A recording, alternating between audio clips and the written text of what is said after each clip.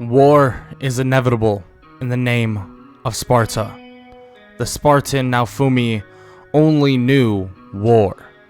Fighting alongside his brethren. This lasted for years on years on years. As decades passed by, his warrior talents have increased immensely, and now he leads his own army into battle against every last nation. He was legendary amongst all, legendary amongst the people that he would trample. He would walk through armies, walk through citizens alike, slaying person after person that stood in his way. And all they could remember is the red clothing the Spartans wore and the person standing right in front. A man that didn't look too muscular, that didn't look too tall, didn't look too strong. But all they knew is that when they saw that red and they saw the green eyes, death would soon approach. But as Naofumi took over one last war, one last village, one last city, one last capital, he began to plunder. He began to look everywhere for valuable supplies. And then they came across something, a legendary book. And they thought it was some folktale. But as Naofumi put his shield down and placed his hand on top of it, everything began to change and began to expand. Light began to glow everywhere, and he's transported away. And what was in his hands was a spear and a shield. And that was it. Looking to his left, there were 3 other people standing with him. Yo, what is good, everybody? It's your boy Golden Falls, Golden What If, whatever you want to call me, and I'm back. I'm back with another Naofumi What If. Naofumi, the legendary Spartan hero. What If Naofumi Fanfiction, obviously. This first installment is called Warrior. If you enjoy, make sure to leave a like, sub, and comment down below. Also, make sure to check all the links in the description. We have membership on this channel. You get videos early. We have Discord. We have a Discord. If you're in the membership, you also get a special role in the Discord. And I have a Spotify that I slowly but surely will be adding my what ifs to that Spotify. Nonetheless, I hope you all enjoy. Let's just get right into the what if. Let's get it. Naofumi looks to his left to see 3 people. A one with the singular spear. He looks at his spear in confusion. And then he looks at the other 2. One with a bow and one with a sword. Primitive weapons, something he is very used to. The other 3 heroes, though, look very odd. They look as if they are out of place, that they have no idea what's going on. Naofumi even questions what happened. Did he black out? Did someone sneak up on him? Did he get poisoned? Was this the afterlife? Naofumi doesn't even know. But they say they have no clue either, until some people arrive and begin to acknowledge exactly what they're saying that they are the legendary cardinal heroes. The legendary cardinal heroes? Like some folktale. I don't believe in folktales. Immediately they refute this, saying that they were transported here and that this is a whole new world for them to explore and protect.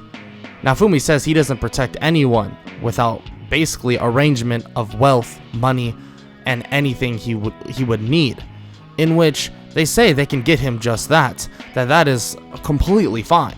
So Naofumi decides to follow with the other 3 heroes, basically just following suit, feeling that Naofumi, of all people, will definitely be a really good bargaining chip, or someone that can bargain basically for everything they want. The king introduces himself once they meet, and Naofumi makes it abundantly clear that he is a warrior, that he is a fighter, a leader, and that he will not take anything basically at the bottom barrel of the scraps. So he needs money. He needs money if they want to ensure their protection, if that's what they want. Or he may just leave, make money himself, and lay siege to this castle on his own. The king is shocked, doesn't even know what to say. This isn't the shield hero. He's wielding 2 weapons, a spear and also a shield itself. 2 powerful weapons. It seems that he's able to basically use them in unison, far different than any hero they've ever seen. He asks what type of hero he is. Hero is loosely used. I call myself a legend. Obviously, I'm from Sparta, and I currently am a Spartan. Now what is it to you? What are you truly the king of? The king of peasants? Of nothing? That's what it seems like to me. Naofumi says this, and the king is shocked to hear this. He's heard of a warrior breed of human. Somehow, some way, he was transported here in replacement of the shield hero. But he not only has a shield, he has a spear. A spear as well. He could be such a powerful hero, they cannot get on his bad side. Naofumi understands the predicament and says that he'll help. He doesn't mind, that he'll be able to learn what this world is. He's always been accustomed to learning, and that he'll make sure that they're protected, but as long as they keep up their side of the bargain and their side of the deal. They agree, saying that they'll speak more about it the next day, that it's time for them to get some rest. Naofumi obliges, heading to his own hotel room, and speaks with the other three. They ask him if it's true, that he's come from basically Spartan heritage, in which he explains that he is a Spartan, leader of the Spartan army, and that he would conquer villages, towns, cities, anything you can think of. That was him. He laid waste to many things, in which they say they've never heard of the Spartans. They've heard of something similar, and they all give various names that are very similar to what the Spartans are like. This barbaric but also unified structure of force. Not only are they basically brutal in their tactics, they are perfectly in sync with their armies. Naofumi says yes, that is the case, but it seems that they all come from some different worlds. But this world is unknown to Naofumi. He begins to say that he doesn't understand this whole video game aspect they speak of. There is no video games back in their land of war, so he doesn't understand that. But nonetheless, he will have the kickstart in terms of the combat training. So they try to basically explain everything they know about video games, and Naofumi kind of absorbs it. The guy is basically a prodigy. He can absorb information relatively easily, but he has to come accustomed to this world practically on his own. Nonetheless, they crash out for the night, and the next morning they head to the kingdom. With everybody lined up, they begin choosing who they want to go with. And actually, the mass majority of the people want to go with Naofumi, knowing of this Spartan-like hero, someone that can take over an army and shut everything to the ground. But Naofumi says one thing that would definitely make chills go down your spine. None of you are worth it. You die in battle instantly. I'm making my own party, my own group, my own warriors. It's that simple. I need money to compensate for that, Mr. King, though. So, would you oblige? Immediately, everyone's shocked. The king, of course, obliges, partly out of fear, but still at the same time, he's going to oblige, giving Naofumi 1,500 silver. After giving him that money, Naofumi says that they should spread out between the other heroes, that he doesn't need the extra help initially. They will. They don't have combat training the way he does. Naofumi leaves, and frankly, the other heroes don't even take offense to this. They're fine with getting extra basically party members. So Naofumi leaves, saying that he will get his own party members and build his own army from scratch. Maybe this will be hard, maybe this will be easy. He's not so sure, but nonetheless, he wants to breed true warriors. But for starters, he needs to refine his combat especially for this world. He begins fighting. Monster after monster, nothing even remotely puts fear into Naofumi. He stabs through small balloon-like monsters, these devilish little rabbits, other higher level monsters, slowly but surely. Actually, I take that back. Frankly, it's not that slow. He begins to gain level after level, gaining more and more powers, more and more strength. Naofumi quickly understands, and he knows all of this. A blacksmith that needs to be loyal to him. By the name of Erhard, he begins to basically swoon Erhard in a way, basically saying that he'll make sure to basically set him up for life, and that as one of the heroes, he can make sure that happens. Erhard obviously listens, giving him the best of the best armor for a decent price. And of course, Naofumi will reciprocate that with more and more cash flow as they go along. He begins to travel from village to village, meeting various, basically small villages, meeting people from Loot Village to various other villages down the roads. He begins meeting more and more people, getting everybody and everyone loyal to him. He knows that there is this warrior's mentality, but there is also a mentality that you need to know who to trust, and you need to know who needs to be on your side. Naofumi knows this very well, and he has rejected more and more people in terms of joining his quote-unquote party, or to him is his new army. So he begins to think he needs someone strong. He needs people that are loyal. He needs proper people that he can build up and make warriors. Just as he begins to think this, he's invited to this odd-looking market by a small-looking man. This man explains that he runs a slave shop, a slave merchant shop. Naofumi looks around. How does this even work? You have some slave, and then they just obey you no matter what? Naofumi scoffs at this, saying that can't even be possible. You'd need some magic. And of course, the slave merchant, begins to say there is magic, that he'll show him, walking up to a little girl by the name of Raftalia, writing a slave crest mark on her chest and binding it with Naofumi, explaining to him that this is how the magic works, and that this is immediately as he's beginning to talk more and more, Naofumi plunges his spear through him. Yeah, that's all I really needed to know. I appreciate it though, but frankly, I'll put these slaves more to use than you will ever do. Naofumi kills the man, leaving his body to rot in his little merchant place. Naofumi unlocks all the cages and slams his spear to the ground and shows his shield. For all of you who want to disobey, I will kill you myself. Or you can walk the path of a Spartan like me, and we can become strong. We can become powerful, and these waves will be nothing compared to the wrath that we will show on the people that betray us. What do you say? As he's saying this, some of the other monsters, the higher level monsters, try to disobey, but they get slammed to the ground, stabbed through the heart, and destroyed in a matter of seconds. But all the other monsters, all the other things there, people alike, are listening. Naofumi picks up this basket of eggs and takes it with him as well, looking at the slave mark on Raftalia, or on the basically the little girl that he just met. Raftalia looks at him in complete fear as he takes some of this other magical like substance, be ridding of the slave crest. The slave crest is not needed.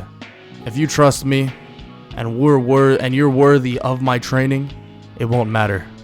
Slave crest or not, you all need to obey me. And I feel like that would be a lot easier, and you'll gain a lot more power that way. You need to be able to think with your own mind. Commands are one thing, but taking other ideas into account is another thing.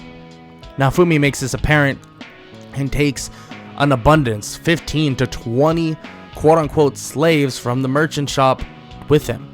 But the main one he's interested in is Raftalia, a little girl.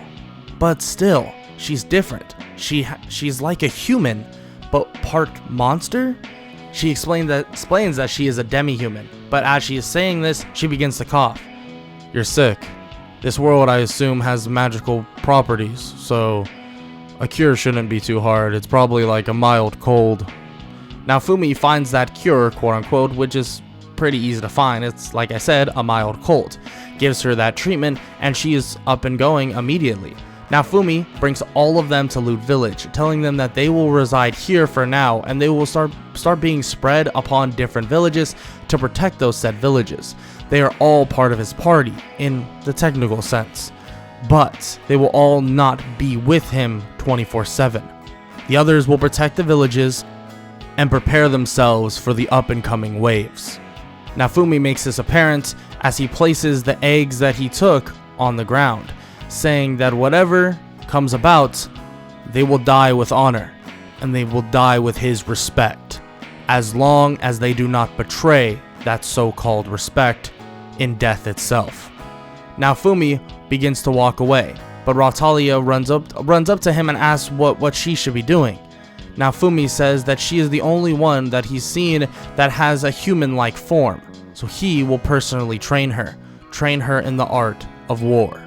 Naofumi begins just that, treating her like a warrior, treating her the way that he would treat his other basically warriors in his army.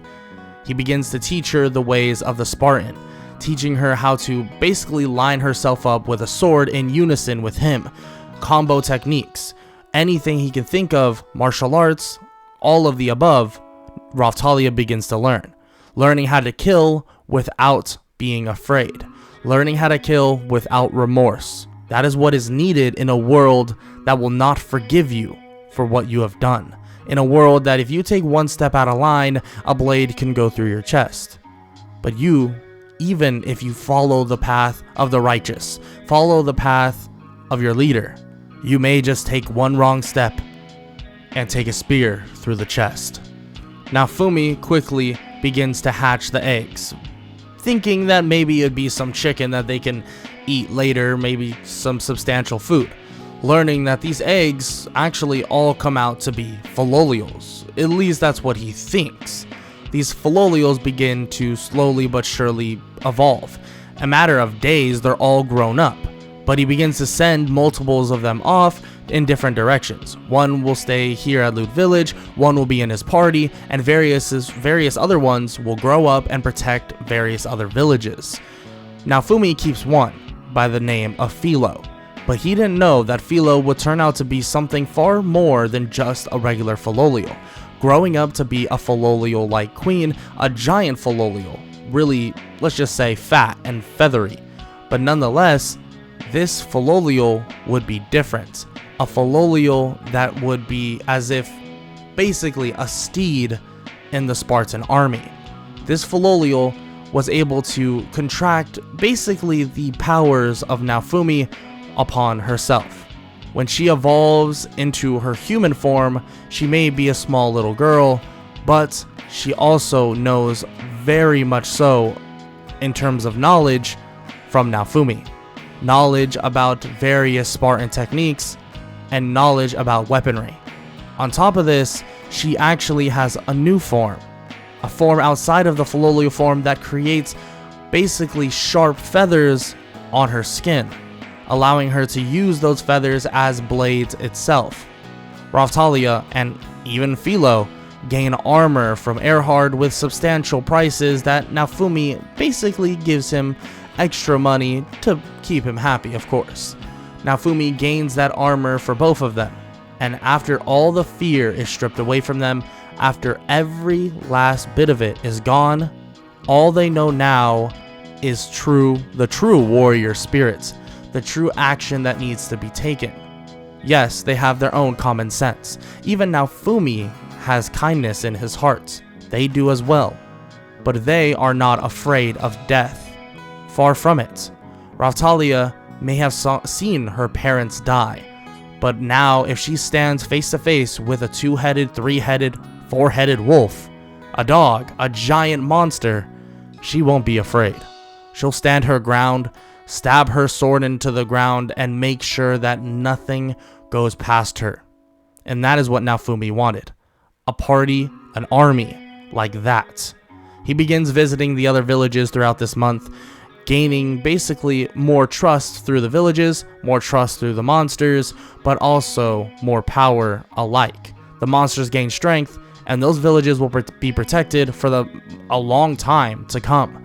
Naofumi makes sure that this is the case, and after a month has passed, his party has grown substantially, and he has grown as well, learning more about this world than he possibly would have thought of. Only being at a level of 30, but at the same time, his party members being at a level of 25 each grants him the ability to basically fend off anything to come at this moment. He'd spent most of the time making sure everyone else was settled and ready. Of course, a leader is only as sharp as the people that follow him, so he made sure that everybody else was as sharp as a katana. Naofumi then decides that him, Rautalia, and Philo will head over to see what is going on with the Dragon Hourglass.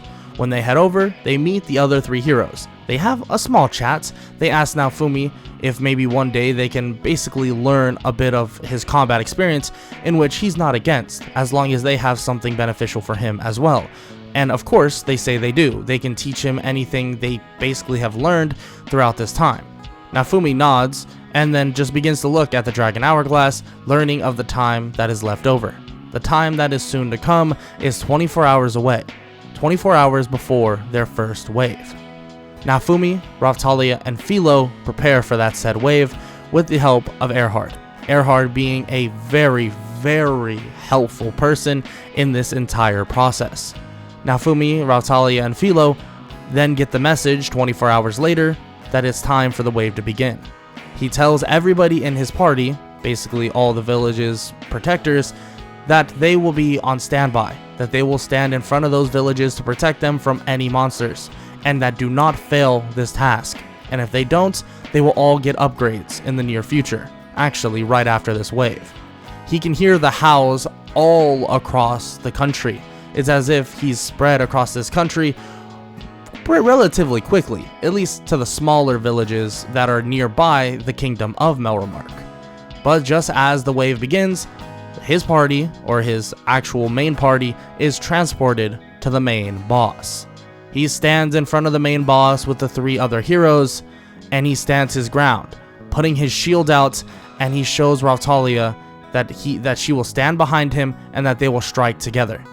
The main boss is this giant manticore-like creature. He charges forward, blocking any attack that comes their way, as if this massive barrier is in front of him. These spectral-like creatures? No. These spectral-like human beings? They're not so sure. Even the other heroes are confused. It's as if his one shield is duplicating different versions of himself? No. They're Spartan warriors. Their shields are basically making up a giant shield in front of Naofumi, this blue-like aura that surrounds the front of him. But just as that aura basically shows up, the manticore smashes into it, but it doesn't even budge. Naofumi calls for ready, and he tells everybody to fire. Everybody, but it's as if he was talking to himself. A lot, and when I mean a lot of him and all the spectral-like Spartans begin to toss their spears at the manticore, impaling the manticore into multiple body parts and basically getting it stuck in the ground. Rautalia and Philo take this chance, slicing into its neck, and the other 3 heroes finish it off with one final attack together. They're all shocked to see this. They've never, ever even saw themselves learning some ability like that. But Naofumi was able to figure that out. Maybe that has to do with his combat experience. Maybe they can learn something of that magnitude. They're not sure. But nonetheless, this is something of basically note. Their egos can't even override that.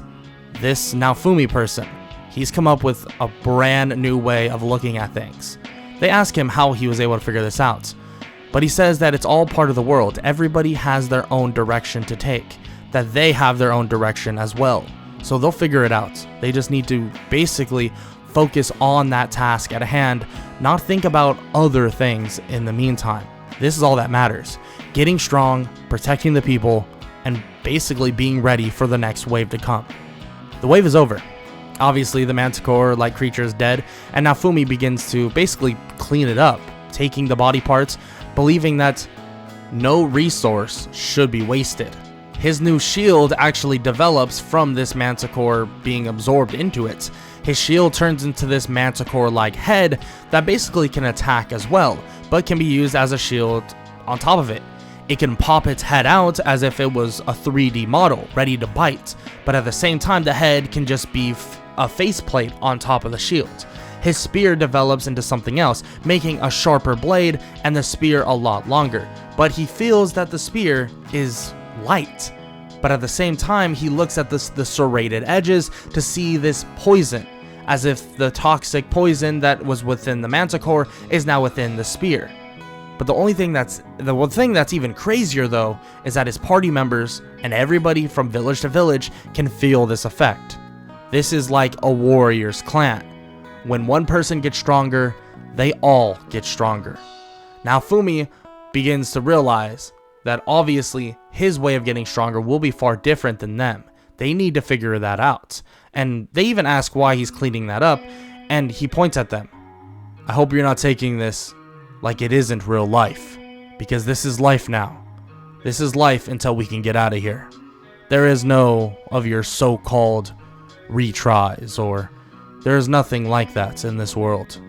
Make sure you know that, and know it quickly. Naofumi tells them this with a stern voice, hoping to get this idea across.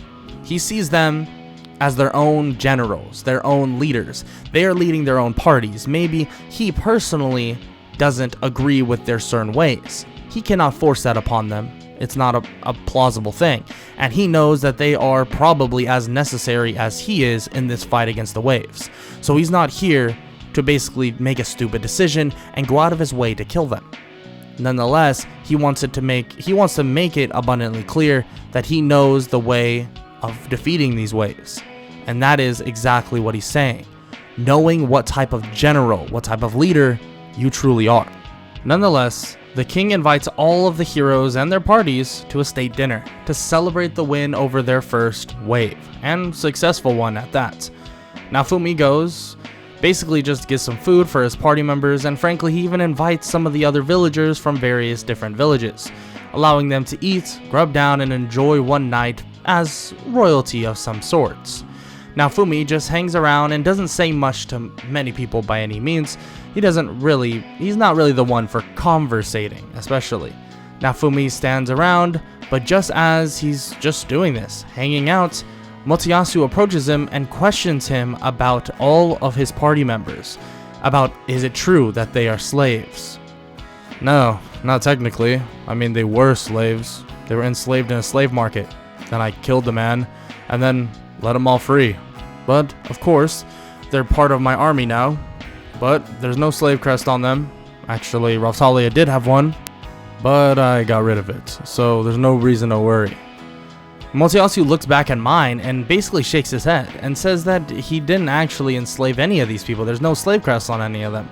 And mine keeps saying that just can't be.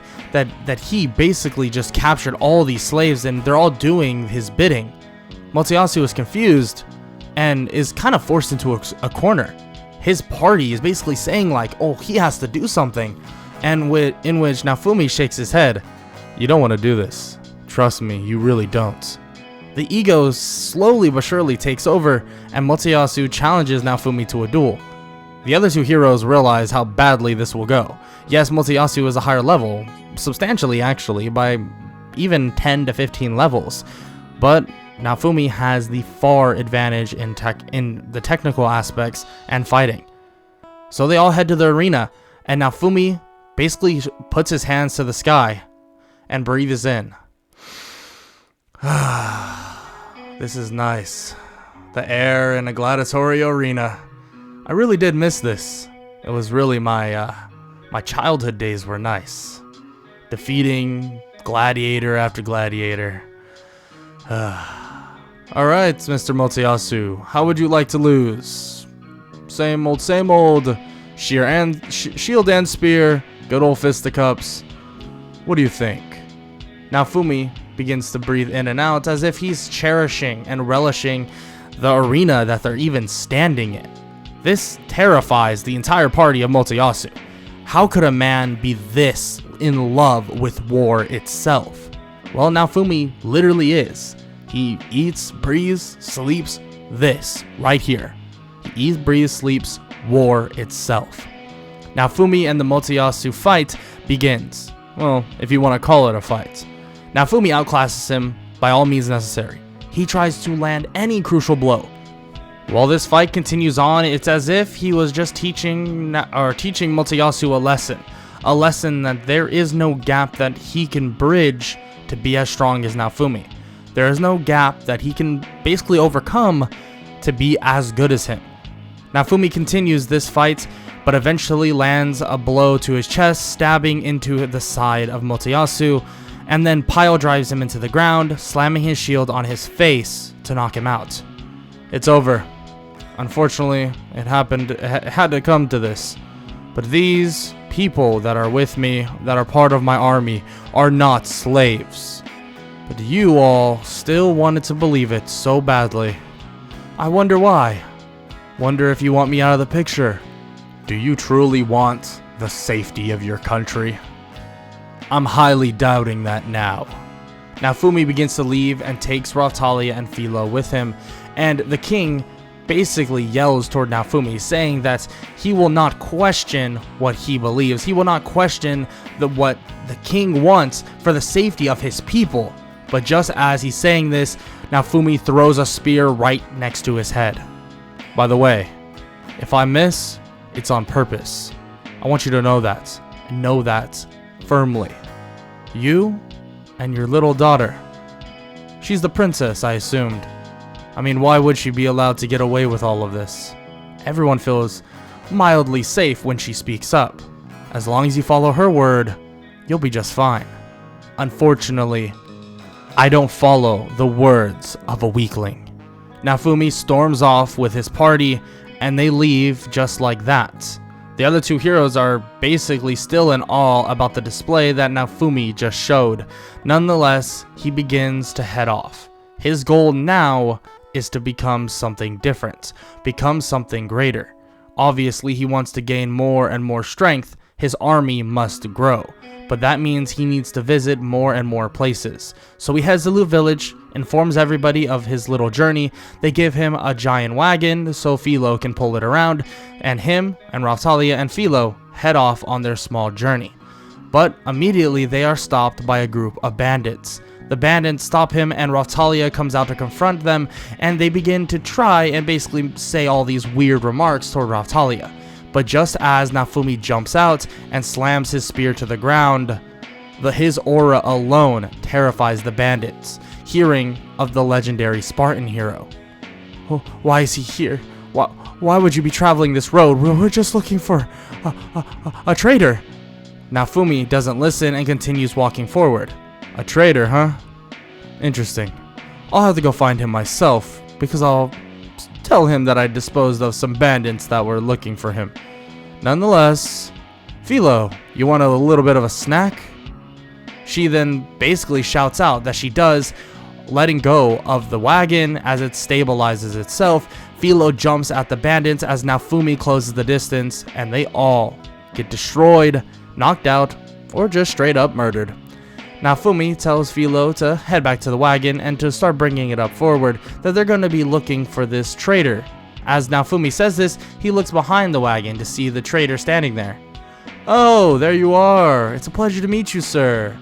Listen, hop in the wagon. You don't have a choice. And frankly, I'm going to need some payment for disposing of this trash for you. Yeah.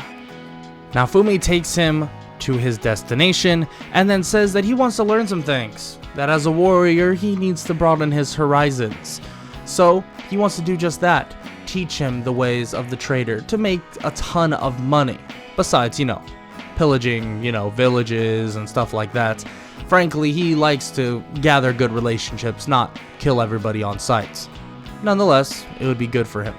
Naofumi basically convinces the man just to do so, giving him the information he needs, and even giving him various missions that will definitely make him a good bit of money. Naofumi says this is a great little deal that they have going here, and as long as the deal stays strong, the protection is of course involved with, obviously, Naofumi and his party. He even will be able to gather some other monsters from around other villages to plant them near the man that is giving them such gracious offers. Naofumi kind of laughs at this and says not to worry, that more and more of these strong people will show up around him in different villages and in any villages he knows of. Naofumi gets his first mission, and that first mission is to deliver a herbicide to a nearby village. And it takes him some time to arrive there, but when he does, he sees that it's overrun completely with monstrous plants. They approach the village and begin to scout out what their next move should be, seeing various amounts of plants in different areas and checking out where the concentration of this monstrous plant probably is. Naofumi speaks with the villagers, speaks with the people that are there, and talks about basically how this occurred. Learning that the spear hero, actually more to the side of his party, insisted on giving them this odd seed of some sorts. This seed put them in this situation. A seed, a cursed seed that basically released this monstrous plant. Luckily, Naofumi has some sort of herbicide, but he decides to absorb it into his spear. When he does this, it seems that his spear is given even more properties around the poison that he's gotten from the manticore. The poison from the manticore should be able to combine with the herbicide and allow him to extinguish this plant relatively easily. They head out and they begin to hunt for the core of the plant, fighting through various strands and monsters that the plant has arisen from the ground. Rautalia and Philo allow him to get relatively close with relative ease. They get right to the core of the plant and he plunges his spear, throwing it as hard as possible into the roots of the plant. The poison begins to spread and the plant begins to shrivel up slowly but surely. But as a last-ditch effort, the plant tries to slam down this giant root on top of Naofumi. Putting up his shield, it covers himself entirely like a force field and blocks it, but it does slightly crack. This does signify that Naofumi does need to get stronger during this time, that they haven't really trained like that in a little bit, and even though he was quote-unquote training for a month, he wasn't really taking it as training. He was more gathering forces and teaching others how to basically strengthen his army. But he does decide something. He wants to tell everybody in every village, or at least every monster in every village, that they need to train as well. They need to level up. If it works how he thinks it works, and if all of them are connected based on the bond of a Spartan, then they might all get stronger together, even from long distances. Naofumi says that after they finish up here, they're going to go visit some of the other villages and send other people to visit various places. But Philo says that she can actually just go. She can visit all the places. She's really fast in her giant Philolio form. So Naofumi says that's fine, that they'll be heading to the next mission, wherever that is, and they'll basically meet up with her pretty soon. Philo agrees as she dashes off to basically tell the other villagers and the other monsters that are there about the plans that Naofumi wants to be put into place. Rautalia and Naofumi then take it upon themselves to tell the village that everything is safe and sound now, giving them some other seeds that they can use to at least grow some eatable food. Food that won't just try and kill you. Naofumi heads off with Rautalia to their next little destination. And that destination is this spa-like area, this hot springs. And they have a nice relaxing time, and the mission is relatively simple. They just bring a package. It's nothing crazy, and they basically just relax for a little bit and then head off the next night or the next day.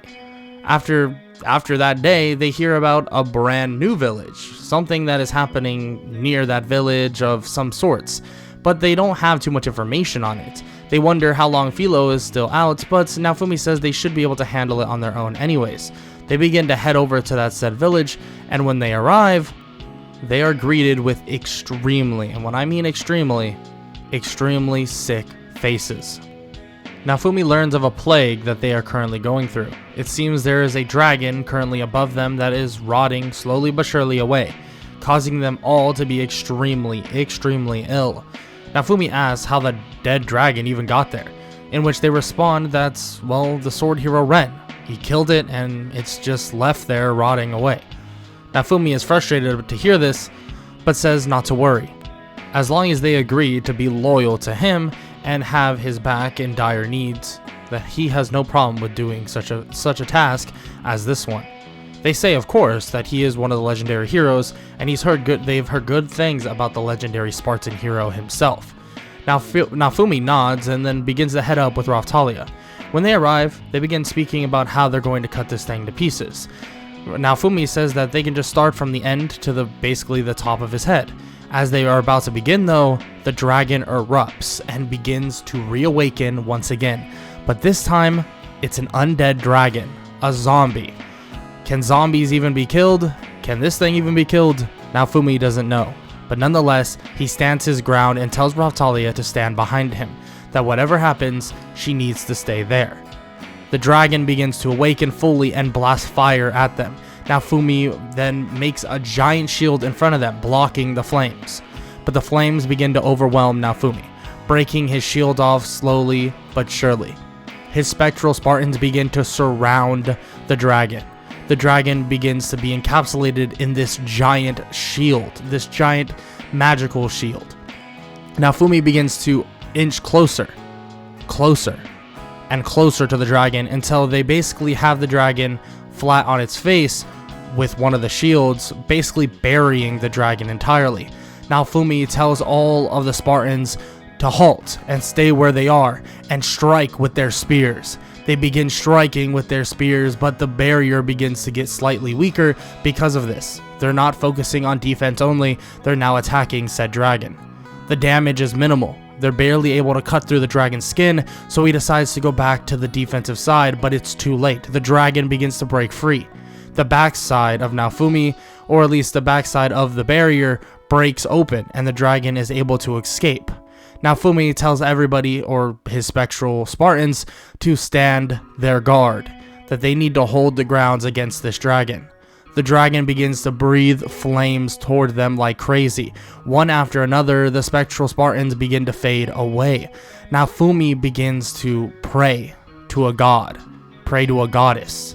He calls out to the goddess Athena, calling out to her wisdom to give him the wisdom to know exactly how to defeat this dragon. Give him the wisdom to figure out whatever is ahead. And not only that, support him in the act of war, support him in the act of conquering, support him in the act of him being a warrior. Goddess Athena, please hear my calls. No matter what, no matter universe, no matter world, you are the goddess of war, the goddess of wisdom. Grant me your strength and help me defeat my opponent. Naofumi calls out, but nothing is heard. He still stands his ground and tells Raphtalia that she needs to go, to run, that a Spartan will stop at nothing to make sure that his comrades are safe. But at the end of the day, she needs to go away so that she can live. But Naofumi, unfortunately, will not. He still tries to push back, but his spectral Spartans are gone and he doesn't have the energy to do much more. But in his last-ditch efforts, he plunges his spear into the ground and begins to grit his teeth. The manticore version of his spear and also his shield begin to be revealed, and he begins to unleash a massive poisonous attack, seemingly the combination of a scorpion and obviously the griffin type of creature. He begins to affect the dragon with poison. But even that poison is not lethal to a zombie. But just as Naofumi believes that it's all over, that he won't be able to hold the barrier much longer, he begins to grip his spear harder and hope for the best as he looks up to see a magical-like figure. A figure right in front of him, and as he sees this beautiful woman standing in front of him, he knows exactly who this is. It's Athena herself, blessing Naofumi with her presence. Naofumi buckles up his shield slightly more, and he summons all his spectral Spartans again. But not just the same ones that were before. More, and more, and more. It seems like the entire Spartan army is surrounding this monster. The barrier completely engulfs him, engulfs the dragon, engulfs the entire army. They're ready for literal war. They push toward the dragon and strike toward it, doing way more damage than ever before. Raphtalia, still there, refusing to leave, grabs basically her sword and chucks it toward the dragon and uses her light magic and any magic she can even muster up to wound the said dragon. But just as Naofumi thinks that he might have the dragon in its place, it begins to slowly but surely break free. Raphtalia asks, what's the next plan? What are they supposed to do? And Naofumi smiles as his eyes begin to light up as someone begins to come spiraling from the sky. No, not just one person. For one, it's Philo, but there are 5, no, maybe 6 other Philolials as big as her coming in as well, flying in from various angles, attacking the dragon, kicking in the stomach, the face, not only that, but also the back. Philo lands right on top of the dragon and begins to just serrate the dragon with all her bladed and super sharp feathers. And all the monsters that Naofumi helped, saved from slavery, begin to arrive and attack the dragon. And in one final last swoop, the goddess Athena empowers every last one of them, entering a new age. Naofumi has awakened something far greater than any power a Spartan could ever muster in their lives. True connection with the god, or the goddess herself. Athena is granting him true godhood. It feels this way.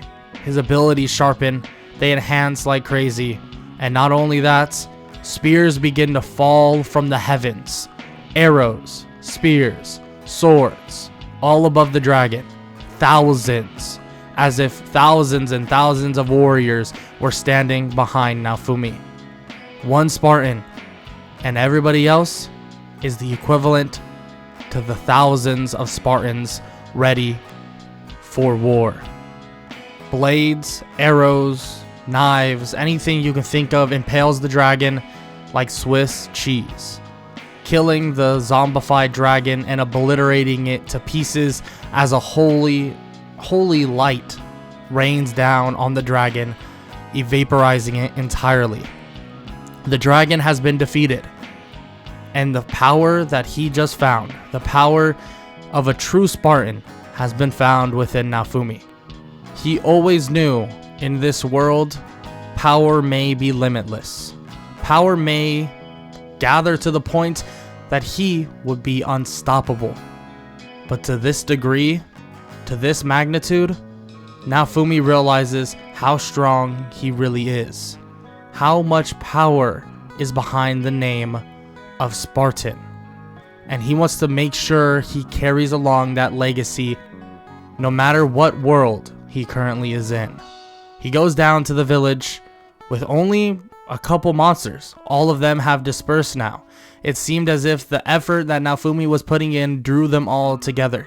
He even thanks Philo for all the help.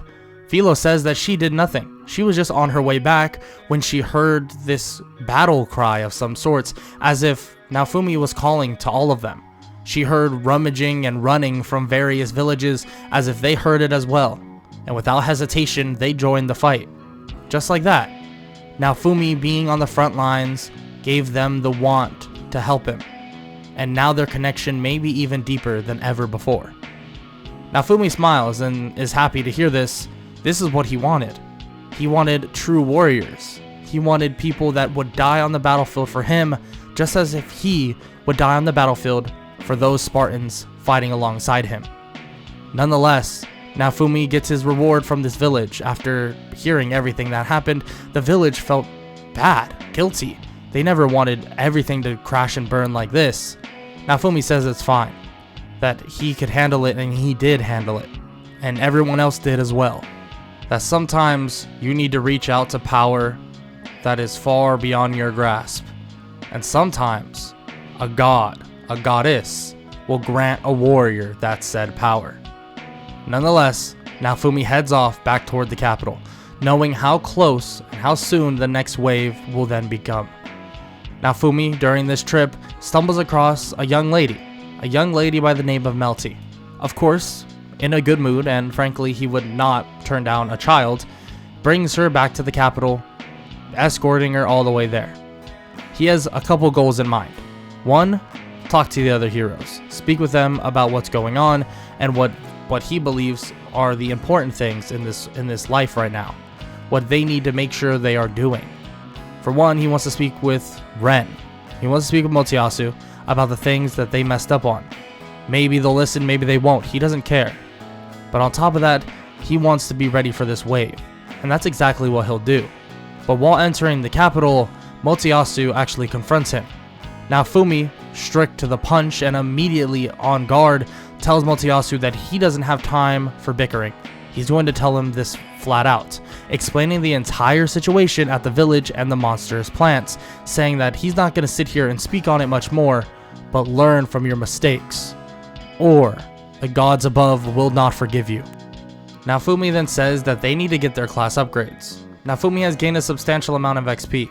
His party has as well, but a class upgrade is definitely needed, so that's what he's going to go do.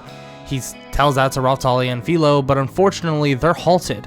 The church refuses to let them get their said class upgrade, so Naofumi is forced into different action to handle other various tasks. He decides to visit various villages, but eventually finds a refugee camp. He grants them food, gives them whatever he can, at least spare, and then learns about what Itsuki did. Solving a revolution, but putting in a corrupt government just to replace that said dictatorship. It's horrible. Naofumi knows politics to a T. Frankly, he's seen it over and over and over again, so it's not a surprise. He's seen this thing before. But nonetheless, he's going to make sure to shut down all of it. Make sure everything is shut down. So the next thing he'll do is tell Ren and Itsuki exactly what's going on. He does just that. They take his words extremely seriously. He's been a very serious person this whole time. And they don't hate him by any means, and they have no foul will to him, or ill will to him. So luckily they listen and they hear his words. He then says that as long as they correct their mistakes, the gods will always forgive them, and maybe will even grant them the power to fend off the waves that are up and coming.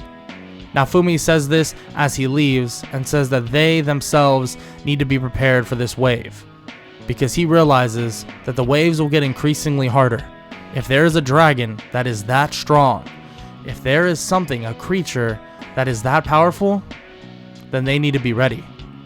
But just as he begins to regard this, his shield and his spear begin to glow, as if it just reacted to the idea of going back to war. As if going to the idea that it all starts here. The waves. The waves, in a way, are his war. Beyond that, there is no war in this world at the moment. So trust in your gods. Trust in Athena to protect you. Naofumi realizes this, that he doesn't need to go into war alone. He never had, and he never will. But now he can lead a true army that is acknowledged by the goddess herself. So this next wave will be treated as such. This next wave is truly him and his party and all of his other allies going to war as true Spartans. And that is a wrap for the first installment of Warrior Naofumi, the legendary Spartan hero. If you enjoyed, make sure to leave a like, leave a sub, leave a comment, leave all that good stuff. Helps the algorithm. Make sure to watch this video full and in between, whatever, all that good stuff. Yeah, I've been loving the Naofumi what ifs. This one especially, this was super fun to make. It kind of took me all day because I kept trying to brainstorm different ideas, but nonetheless, hope y'all enjoyed, and I hope y'all keep enjoying. And like I said, make sure to leave a like, sub, and comment down below, and I hope all of y'all have an amazing day. Later. I don't wanna waste what's left.